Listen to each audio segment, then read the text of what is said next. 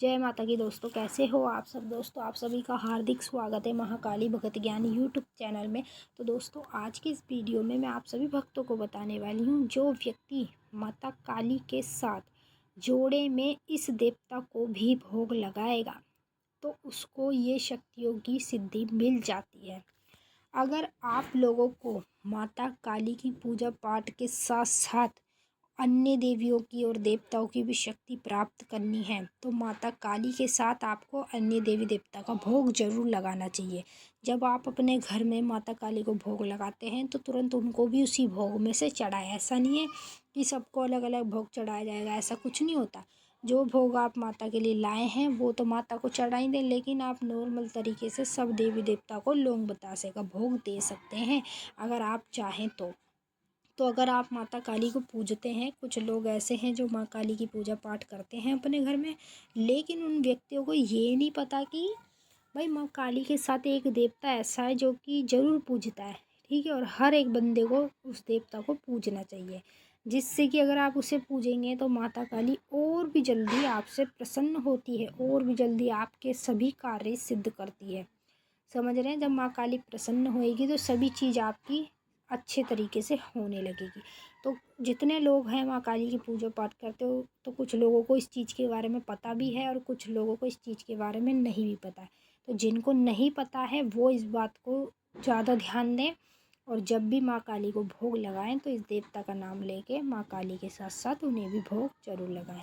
तो चलिए दोस्तों, मैं आप सभी भक्तों को पूरी जानकारी के साथ इस वीडियो में बताने वाली हूँ, लेकिन बताने से पहले आप सभी भक्तों से एक रिक्वेस्ट करना चाहती हूँ। अगर आप महाकाली भगत ज्ञान यूट्यूब चैनल पर नए आए हो तो चैनल को जल्दी से subscribe to like share comment ज़रूर कर लेना, क्योंकि यहाँ पर आप लोगों को ऐसी ऐसी जानकारी आगे आगे मिलने वाली है जो आज तक आपको कहीं भी और किसी भी चैनल पर नहीं मिली होगी। तो जितने भी काली माता के भक्त हैं उन सभी भक्तों के लिए ये खास जानकारी है, ठीक है। कुछ लोग ऐसे हैं जो कि माता काली की पूजा पाठ भक्ति मंत्र जाप सब कुछ अपने घर में प्रतिदिन करते रहते हैं, लेकिन उनको ये नहीं पता कि माँ काली के साथ एक चीज़ ऐसी है जो स्वयं माँ के साथ विराजमान रहती है, ठीक है।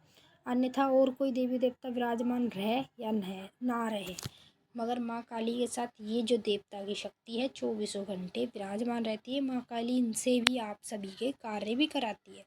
लेकिन जब आप माता काली को अपने घर में भोजन कराते हैं, भोग लगाते हैं, चाहे कंडे की अग्यारी पे लगाएं या कपूर पे लगाएं या आम की लकड़ी पे लगाएं, जिस पे भी आप भोग लगाते हैं, तो जब भी आप इन्हें भोग लगाते हैं तो आप माँ काली के साथ साथ इन देवता को भी जरूर भोजन कराएं, ठीक है।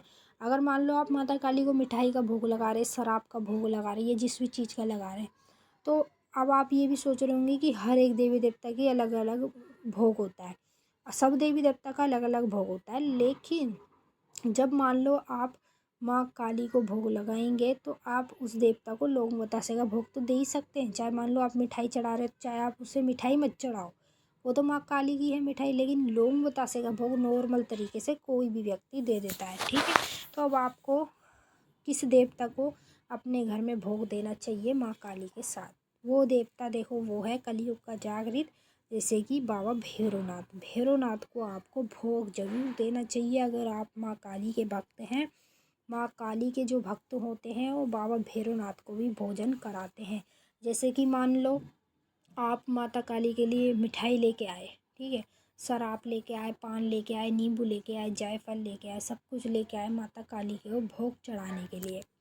अब आप जब भैरव बाबा का नाम लोगे तो उन्हें सिर्फ लौंग बतासे का भोग चढ़ाओ, समझ रहे हैं। जैसे कि मान लो आपने सब चीज़ का भोग माता काली को ही लगा दिया, तो आप नॉर्मल तरीके से बाबा भैरवनाथ का नाम लेके उसी अग्नि में उसी जगह पर जहाँ पे माता को चढ़ाया है वहीं पे आप एक बतासा 2 लौंग निकाल के बाबा भैरवनाथ को चढ़ा दें, समझ रहे हैं। जैसे कि आप माता काली को तो आपने भोग चढ़ा ही दिया, तो अब आप बाबा भैरवनाथ को चढ़ा रहे हैं, तो भैरवनाथ को आप ये भोग चढ़ाएंगे तो बाबा भैरवनाथ भी आपसे अति ज़्यादा प्रसन्न होंगे, और बाबा भैरवनाथ जल्दी माता काली से कह के आपको माता काली की और अपनी शक्ति स्वयं दे देंगे, प्रदान करा देंगे, और फिर उस शक्ति का और उस सिद्धि का आप कुछ भी कर सकते हैं, समझ रहे हैं।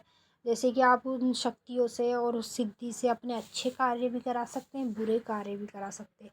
लेकिन जैसा आप बुरे कार्य कराएंगे तो आप भी फिर बुरा ही भुगतेंगे, और जो सही कार्य कराएगा वो हमेशा सही रहता है। और 24 घंटे के ज़िंदगी भर जब तक उसके धरती पे जीवन होता है तब तक उसके साथ उसकी सिद्धि, उसकी शक्तियाँ रहती हैं। और जो लोग बुरा करते हैं उनके साथ थोड़े दिन के लिए शक्तियाँ रहती हैं, बस थोड़े दिन के बाद गायब, कुछ भी नहीं होता उनके पास। तो अगर आपको माँ काली की सिद्धि चाहिए, बाबा भैरवनाथ की सिद्धि चाहिए, तो भाई माता काली के साथ बाबा भैरवनाथ को भी पूजो, उनको भी भोग लगा दो। अगर आपके पास फ़ोटो मूर्ति कुछ नहीं है भैरव बाबा की, कोई बात नहीं, नाम से भोग लगाओ, नाम से ही काम होते हैं। ठीक है, तो जितने भी काली माता के भक्त हैं वो ये कार्य ज़रूर करें। अगर वो माँ काली के भक्त हैं, भैरवनाथ को भी भोग ज़रूर लगाएं।